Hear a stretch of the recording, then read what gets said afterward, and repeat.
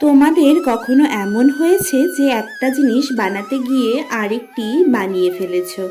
যেমন ধরো, ছবি আঁকতে বসেছো কোনো একটা কিছু ভেবে, আর সেটা না এঁকে অন্য কিছু এঁকে ফেলেছো। আবার ধরো, ভেবেছিলে আজ ইতিহাসের কোনো টপিক কমপ্লিট করবে, কিন্তু ভূগোল পড়ে নিয়েছো। আবার ধরো, রান্নাঘরে গিয়ে একটা করবে ভেবে রান্না করার সময় অন্য কোনো রান্না করে ফেলেছো। হ্যাঁ, আজ জানো, আমার সাথেও এমন হয়েছে।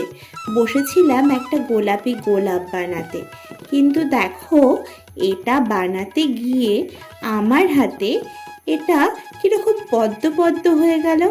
তাই সঠিক পদ্ম বোঝাতে পদ্মর পাতাও জুড়ে নিলাম। দেখো তো, তোমাদের এটা পদ্ম মনে হচ্ছে কি না?